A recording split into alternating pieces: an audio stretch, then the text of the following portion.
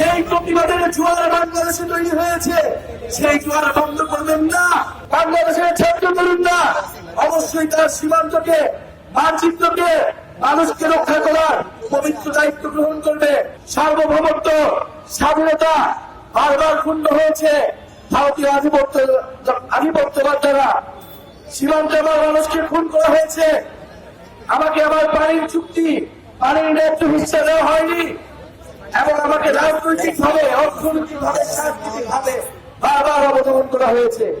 শেখ হাসিনা সরকার 16 বছর ধরে টিকে ছিল, গুম খুন, মানুষকে হত্যা করেছে এই ভারত সরকারের প্রত্যক্ষ এবং পরোক্ষ সমর্থনে। আমরা স্পষ্টভাবে বলেছি, সীমান্ত হত্যা আমরা কোনোভাবেই মেনে নিব না।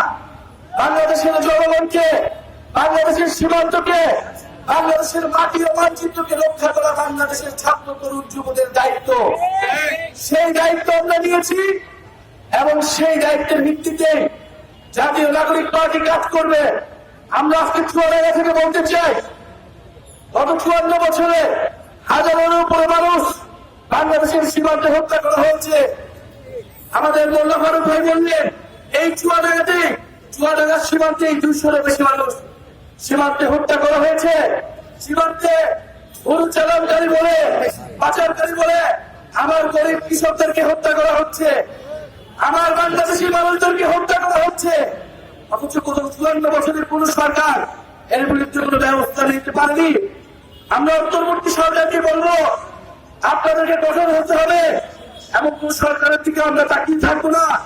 বাংলাদেশের জনগণ, বাংলাদেশের ছাত্র তরুণরা অবশ্যই তার সীমান্তকে, মানচিত্রকে, মানুষকে রক্ষা করার পবিত্র দায়িত্ব গ্রহণ করবে। চুয়াডাঙ্গাবাসী কি সেই দায়িত্ব গ্রহণ করবে? আমার সীমান্তের মানুষ হত্যাকে আমি মেনে নেব, আমার সীমান্তের কৃষক হত্যাকে কি আমি মেনে নেব? আমি কোনোভাবেই আমরা মেনে নেব না। ভারত যদি বাংলাদেশের সাথে সৌহার্দ্যমূলক সম্পর্ক চায়, সমতা, ন্যায্যতা এবং মর্যাদার ভিত্তিতেই সেই সম্পর্ক হতে হবে।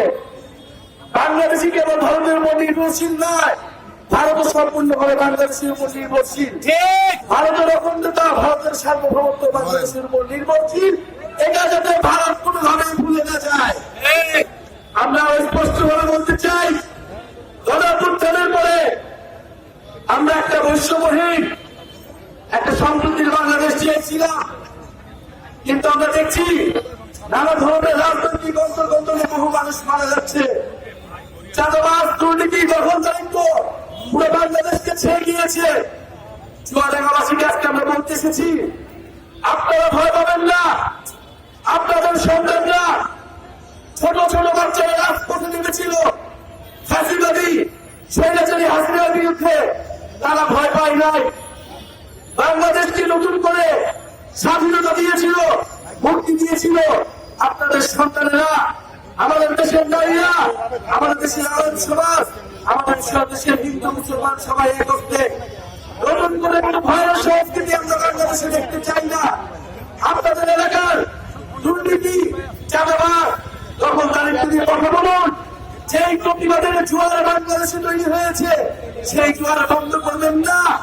বাংলাদেশের ছাত্র তরুণরা এই দেশের জনগণের পক্ষে আছে, রাজপথে আছে। দুর্নীতিবাজ, দখলদার এবং চাঁদাবাজদেরকে না করুন।